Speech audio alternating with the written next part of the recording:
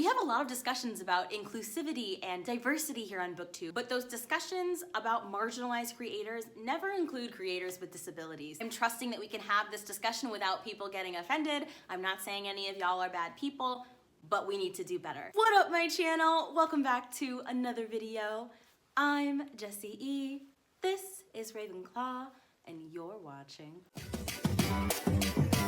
Today we're going to be discussing a problem that I have noticed within the Booktube community. I honestly do believe that Booktube is a good and inclusive space. I think that we are a community of people that strives to better ourselves, to grow, that is creative and empathic. Readers are some of the best damn people on the planet. I don't care what anybody says. Readers are constantly traveling the world through stories. They're constantly being forced to empathize with other people through stories. Readers make some of the best friends, the most loyal, the most Hufflepuff people on this planet. And it's because of the fact that I love the Booktube community so much that when I notice things that we can improve on as a community, I make sure to point them out because I firmly believe that if you love something, critiquing it is necessary. One of the best ways to show that you truly love and believe in something is to hold it to a high standard. And I've noticed that Booktube really has dropped the ball when it comes to disability inclusion. Now, I want to make it perfectly clear that this is not an own voices discussion. I'm going to be talking about folks in the community that are deaf and hard of hearing, of which I am neither. I don't like speaking for a community, but I did talk with deaf members within the Booktube community who've asked not to be named in this discussion because they're not comfortable having their disability put in the spotlight. But I do want to say as a disclaimer that I did have this discussion reviewed by deaf and hard of hearing folks before posting it. Honestly, as a Black and a non-binary person, I know exactly what it feels like to be expected to be a spokesperson for your community. It's dehumanizing and exhausting to have people constantly looking to you to get your Black opinion or your non-binary opinion. Even though like these questions are often from a good place, when you get them constantly day in and day out, you don't realize, like people don't realize how exhausting that is, especially because you have to always be prepared to say the right thing in order to make somebody else understand. And it sets such a high standard. It can be incredibly uncomfortable, and I absolutely respect the privacy of these individuals and why they don't want to be named in this discussion. A few things inspired me to create this discussion. The first was meeting Yvette from the Book Cave over at BookNetFest. Yvette is an amazing person, and we were doing a collaboration. A lot of us were collaborating for BookNetFest, and I will never forget, we were talking, I think, in a group chat. She said, yeah, I'm totally down to collaborate with any of you, but any collaboration that we do has to be closed captioned or I'm not doing it. And I was so caught off guard in the best way by her unwavering dedication to saying, hey, if I'm going to be in a video, it has to be accessible for people who can't hear or who have difficulty hearing. It was really powerful and it impacted me. And the second was I had a subscriber comment on one of my videos. This person is a regular commenter on my videos, and I don't want to name them in case they don't want to be named. I will never forget that they commented on one of my videos and said, hey, the captions on this don't work, I can't hear. And it was a huge wake-up call for me. Honestly, I had known that captioning videos was important, but I'm not gonna lie, I didn't feel like doing it. It wasn't important to me. It seemed like it didn't affect me personally, so I was like, okay, it's not my problem, which is pretty much everything that's wrong with the world, right? I'm embarrassed to admit that was my mentality, but I promised y'all I would always be honest, and that is the honest truth. So those two events put together made me realize that I really need to start captioning my videos, especially because I talk so much about inclusion. And so it's highly hypocritical for me as somebody who cares deeply about all types of diversity and all types of inclusion for me not to be doing the one thing that I could be doing to make my videos watchable for people that are deaf or hard of hearing, and that is adding captions to them. So in this video, I'm going to be explaining the captioning process. I'm going to be giving you explicit details on how to caption your videos and also talking about why you should do it. I'm a firm believer that allyship requires action. This means that if you're going to say that you're an ally to a group, you need to be prepared to stand up when that group requests your presence. In order to be an ally, you need to be showing up for that group in some way. It's not enough just to say, oh, I'm an ally to gay people, or oh, I'm an ally to deaf people, when you're not doing anything at all to help those groups. Yes, the acceptance narrative is nice. It's lovely. It's great to be accepted. It's great to be tolerated. But tolerance and acceptance really only gets us so far. Me saying that I accept deaf people but not making my videos accessible so that they can watch them really sends the message that I don't truly accept them at all. If you don't want to caption your videos, that's perfectly fine. That's within your right. Just don't claim to be an ally to deaf and hard of hearing people or any marginalized group if you refuse to help them when it is within your power to do so. Another point point I'd like to make is that we interact with deaf and hard of hearing folks constantly without even being aware. I have several friends in the Booktube community who, after me talking for a while, casually let me know that they can't hear or that they have diminished hearing. And I had no idea, because we all assume that everybody can hear. Those of us who are hearing, we naturally make that assumption. On videos, you can't see if somebody is wearing hearing aids. You can't see if somebody is wearing hearing aids when you talk to them on Twitter. So you have no way of actually knowing if a person is hard of hearing or not. There's over 466 million hard of hearing and deaf people in the world. So if your justification for not captioning your videos is like, oh, it's a small portion of the population, it's actually not at all. It's also not appropriate justification to say, well, it just takes too much time to caption my videos, because there is nothing short about the process of filming a video, uploading it, editing it, the rendering, like just all of that takes time. And captioning your video is the least time consuming portion of that entire process. It takes me about 20 minutes to caption a long video. I will say it again for those of y'all in the back. Captioning takes the least amount of time in the video creating process. We talk so much about how this is a lengthy process anyhow. It's what we signed up for.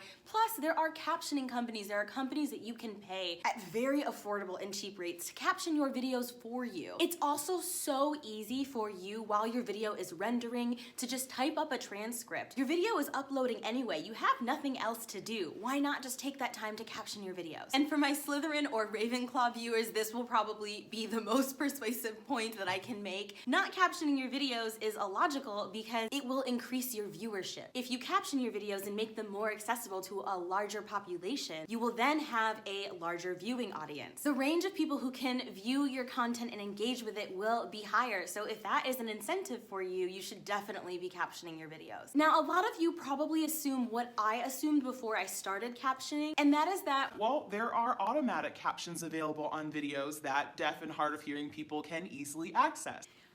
Have you tried watching a video on auto captions? Turn the sound off and watch a video on auto captions and let me know if you understand what's going on. Especially if the person has an accent that is different to yours, especially if the person is talking about science fiction or fantasy and mentions a lot of words that aren't in the dictionary. That video is incomprehensible. I actually tried this once and I was honestly horrified that I've been uploading videos for so long under the assumption that people who need captions can just click them on and the captions are accurate. No, those captions are not accurate. I could not follow a video without captions. It was actually really, really hard. Now, if you don't want to take the time to caption an entire video, a really good alternative is just going into the caption editor and adding in punctuation. Even just adding in periods and commas and quotation marks and capitalizations helps make the video much easier to understand. Literally imagine trying to read a book that has zero punctuation. You won't be able to tell where the sentences end or where the natural breaks in conversation are, and trying to discern that information while somebody is speaking at a normal rate is incredibly difficult for the brain to process. So even if I'm in a hurry, I try to make sure that my punctuations are accurate because it at least will give the person an understanding of the flow of the conversation. Just put yourself in the shoes of somebody who is deaf or hard of hearing. Like, seriously imagine if you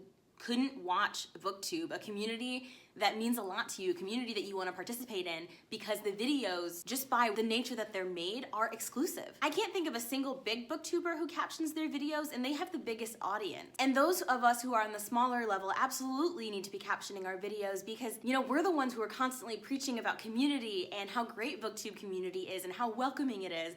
But if it's only welcoming for people who can hear, is that truly a welcome? I don't know. Especially when you add in the fact that people with disabilities, whether those disabilities are invisible, whether it's chronic illness, whether it's physical disabilities, are just largely absent from conversations on Booktube. We have a lot of discussions about inclusivity and diversity here on Booktube, but those discussions about marginalized creators never include creators with disabilities. They actually rarely include creators with disabilities. I was at BookNet Fest. One of the frustrating things was I kept hearing people say the phrase marginalized creators, but everything that followed that phrase was clearly aimed at a certain type of marginalization, and it was racial marginalization or sexual marginalization, everybody else was invisible. Now, there's a few things that you can do to make your videos easier for folks that are deaf or hard of hearing to watch. A big thing is just remove the background music while you're talking. A lot of people don't realize that if you're hard of hearing, having background noise while you're trying to listen and focus on one specific sound is damn near impossible. Books and Lala has talked often about how she can't watch videos that have music playing in the background when someone's supposed to be talking because she can't hear. And of course, if you're captioning your video or uploading a transcript, then the video will truly be accessible. And adding a transcript for audio files is also very, very helpful. Now, I have compiled a list of booktubers who do caption their videos. That is in the description box below.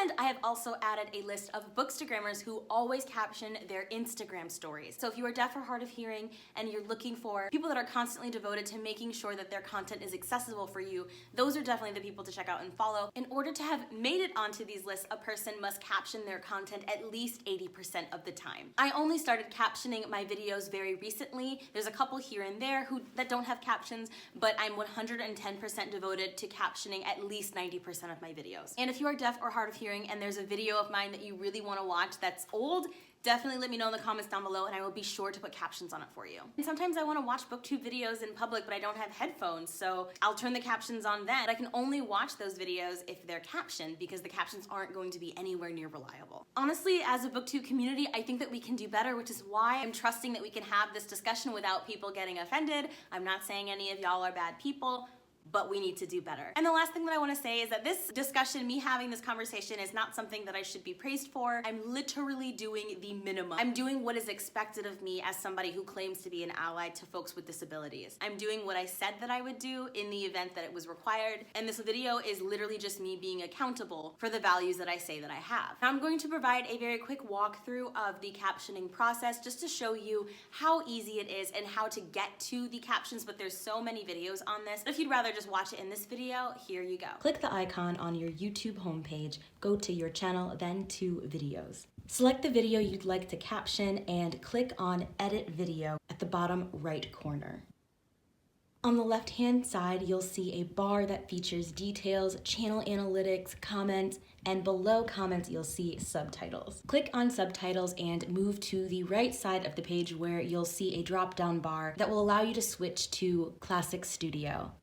You will see the automated captions for your video. Click on the edit button on the right side of the screen, and this will allow you to manually edit your captions. Now, you can edit everything word for word, sentence by sentence, or you can just go in and add punctuation, capitalization, and correct the spellings. This will make your video so much more watchable, and then once you are done, click on Publish Edits. Thank you so much for watching this video. Those of you who are booktubers, please consider captioning your content. Even if it's just a few videos here and there, it's better than nothing, and I think that the vast majority of us need to step up and start doing this in order for us to normalize captions on Booktube. Thank you for watching another Bow Ties and Books production. If you made it this far in the video, comment down below with the word inclusive or leave me an ear emoji. Please like and subscribe if you haven't already, and to my returning subs, thank you so much for being a part of my Dapper family. I will see you in my next video.